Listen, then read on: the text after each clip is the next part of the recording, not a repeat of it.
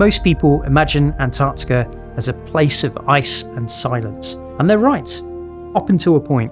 What many people don't expect is that the wildlife begins long before you reach Antarctica itself. Before your first landing, before your first iceberg, sometimes before you've even left the Drake Passage behind. I often describe it to guests as a polar safari, because Antarctica isn't just about penguins, it's whales, seals, seabirds, towering icebergs, ever-changing weather, and the feeling that the entire landscape around you is alive. The remarkable thing is that it doesn't all arrive at once. It reveals itself gradually, on nature's timetable rather than ours. As the voyage unfolds, each new stretch of ocean and every new destination brings different wildlife and different encounters. That's exactly how this episode unfolds, following the journey as you'll experience it yourself, layer by layer, encounter by encounter. My name's Anthony Jimman, and I'm the corporate expedition leader for Swan Hellenic. I've been fortunate enough to ski to both the geographic North Pole and solo to the geographic South Pole. I've now spent many seasons in Antarctica, and I've completed well over 100 voyages and cruises with Swan Hellenic. And even after all of that time, I still find myself watching the water, because that's where the adventure often begins. The first animal most people meet down here isn't a penguin at all. It isn't a whale. In fact, it's a bird that seems to appear from nowhere, gliding effortlessly over the Southern Ocean and following the ship for hours with barely a flap of its wings. Honestly, this is one of the reasons I love crossing the Drake Passage. It has a fearsome reputation, yes, but for me, the expedition begins the moment we leave South America behind. This is where you start seeing wandering albatross soaring above the waves, giant petrels circling the ship, and often first whales of the expedition. For me, the Drake isn't something to endure, it's already part of the adventure. The wandering albatross has a wingspan of more than 3 meters, the largest wingspans of any living bird. It spends almost its entire life at sea, using the wind to travel extraordinary distances with barely a flap of its wings, dynamic soaring. And these birds can live for more than 50 years. So the albatross following your ship may well be older than some of the people watching it. It only really comes ashore to breed, and the rest of the time, the Southern Ocean is its home. What surprises most people is the scale. You see one for the first time from the deck and suddenly realise this bird is perfectly built for an ocean this vast. From that moment, you start watching the sea differently, because in Antarctica, our first wildlife encounter often doesn't happen on land. It happens out there. First the birds, then something much larger breaks the surface. The first sign is almost nothing. A puff of mist on the water, a dark back here and gone, a tail rising and slipping silently beneath the surface. And then you realise the size of what has just surfaced beside you. Antarctic waters are home to a number of different whales. Depending on where you are and the time of year, you might encounter humpback whales, minke whales, fin whales, or, if you're particularly fortunate, one of the elusive beaked whales crossing the Drake Passage. Humpback whales are the species you're most likely to encounter, and they're here for one reason: food. The Southern Ocean is one of the richest feeding grounds on Earth, and it all revolves around Antarctic krill. Tiny shrimp-like crustaceans, only a few centimetres long, but found in such incredible numbers that they can colour the water pink. Humpbacks, despite growing to the length of a bus and weighing up to 40 tonnes, spend the summer feeding almost exclusively on these tiny animals. At the height of the season, a single humpback whale can eat around 3 tonnes of krill a day. What I love about humpbacks is that how intelligent they are. One of the most remarkable hunting techniques is called bubble net feeding. Working together, a group of whales releases spirals of bubbles beneath a shoal of krill. The bubbles act like a curtain, concentrating the krill into a tighter group before the whales surge upwards through the middle with their mouths open wide. It's an extraordinary example of teamwork, and researchers believe that younger whales learn the technique by watching and feeding alongside older, more experienced animals. From the deck, it's unforgettable. From a zodiac, it's something else entirely. If you're lucky enough to have a whale surface close by, the first thing you noticed isn't the sight, it's the sound. A deep, explosive breath echoes across the water, not unlike the trumpet of an elephant. When the mist drifts away and you realise just how close this extraordinary animal really is, those are the moments people remember for the rest of their lives. After those first encounters in the open ocean, the voyage gradually brings you closer to land, and that's when the wildlife begins to feel completely different. Most Antarctic expeditions cross the Drake's Passage and head directly to the Antarctic Peninsula. But some of the longer voyages, you're fortunate enough to explore the Falkland Islands and South Georgia before reaching Antarctica itself. The Falklands are often where the wildlife really comes ashore. Penguins, albatross colonies, dolphins, and fur seals all belong along the coastline. Then comes South Georgia, where the sheer abundance of life is almost impossible to describe. Vast king penguin colonies, elephant seals, fur seals, and some of the greatest concentrations of wildlife anywhere on Earth. Finally, you reach the Antarctic Peninsula. Towering glaciers, sculptured icebergs, and the classic Antarctic wildlife encounters that many people imagine before they arrive. A penguin colony is not quiet, and it's not tidy. It's loud, crowded, dramatic, and occasionally ridiculous. What surprises people most is that penguins aren't one thing. Each species has its own look, its own character, its own way of getting about. The rockhopper is often the first you meet in the Falkland Islands. Small, with vivid yellow crest feathers and red eyes and a permanently outraged expression. It gets around exactly how it sounds, hopping between rocks with more confidence than the terrain deserves. The gentoo you'll know by the orange beak and the white patches above each eye. Underwater, they're the fastest penguin there, and up to 36 kilometers an hour they can swim. That's quicker than any human has ever swum. Even an Olympic champion tops out at around 9.5 kilometers per hour. So this little bird, the size of a toddler, would leave the fastest swimmer on the planet well behind. On land, the males bring pebbles to their partners during nesting, which looks very romantic until you notice them stealing pebbles from the neighbour's nest to do it. The chin strap is named for its thin black line under its chin, like a helmet strap. They are loud, and a chin strap colony is basically an argument that never quite ends. The Adelie is the classic one, black and white, very busy, slightly comic in how determined it is. The chicks are grey and fluffy and look like they have no idea what they're meant to be doing.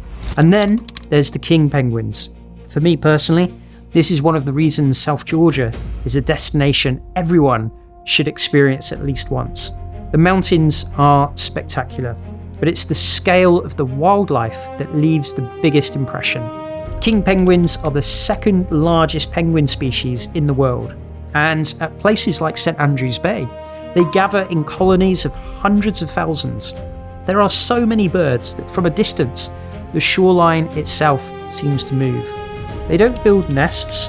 Instead, each parent balances a single egg carefully on its feet beneath a warm fold of skin. And the chicks, large, brown, and wonderfully scruffy, look so different from the adults that early explorers believed they were an entirely separate species. Standing quietly on the edge of one of these vast colonies is an experience that's incredibly difficult to put into words. The sound of thousands of birds calling, the unmistakable smell of a busy colony, the constant movement as adults return from the sea and chicks wait to be fed. For a few moments, you simply stop talking and just take it all in. And then comes the seals. and you quickly realise that this is not one type of animal, but a whole range of very different characters.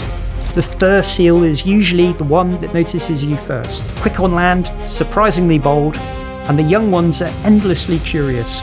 They come over to investigate you and occasionally take an interest in equipment that's better left alone. The crab-eater seal is one of the most numerous large animals on Earth, and completely misnamed. They don't eat crabs at all, they eat krill, filtered through remarkable teeth. You'll often see long scars on them, a near miss with a possible leopard seal, which it survived. The Weddell seal looks half asleep on the ice, totally unbothered, but in the water, it's extraordinary. Weddell seals can dive past 600 metres and hold their breath for up to 80 minutes, which seems impossible for an animal this relaxed on the surface. They even keep their own breathing holes open in the sea ice over the winter time, and they do this by wearing through with their teeth. And then there's the elephant seal on South Georgia. You sense its presence before you have fully understood the size of the animals. Southern elephant seal males are the largest seals in the world, up to 3 tons in weight. And on a beach, they're impossible to ignore. The deep roar, the enormous bodies, the molting season when they lie in great groups, shedding skin and fur. Up close, the size of them is almost architectural. One of the most magical encounters I've had was in a zodiac when we saw some crab-eater seals swimming towards us. And we switched the engine off, and it turned into about close to 100 crab-eater seals swam directly up to the zodiac. Some of the guests were putting their GoPros in the water, and the crab-eater seals were spy hopping, so putting their heads out of the water to look at us, literally a metre away in the zodiac. The video footage was incredible, and this encounter lasted for about 5 minutes. And at the end, the guests were in complete silence, and some even had a tear to their eye. It was such a magical encounter with crab-eater seals in Antarctica. And the more time you spend around the ice, the clearer it becomes. Seals here are not just separate animals resting on a beach or an ice floe. They are part of a much more complex system. Some feed on krill, some become prey themselves, and some are very near the top of that system. Everything changes when a leopard seal appears. Leopard seals tend to arrive quietly, a large, spotted shape drifting alongside the ice, a head that seems almost reptilian. Then they lift their head and look straight at you. Leopard seals are one of Antarctica's top predators, solitary, powerful, and perfectly adapted to life in these icy waters. They're perhaps best known for hunting penguins and young seals, patiently waiting at the edge of the ice for the right opportunity. That hesitation you sometimes see in a penguin before it enters the water. It isn't hesitation by chance, it's making sure the coast is clear. What surprises many people is that the leopard seals aren't just predators. They also feed extensively on Antarctic krill. They use specially adapted teeth that interlock to form a natural sieve, allowing them to filter tiny crustaceans from the water. They're also incredibly curious. It's not unusual for a leopard seal to approach a zodiac, swimming slowly around it, tilting its head as though trying to work out exactly what you are. Those moments are unforgettable.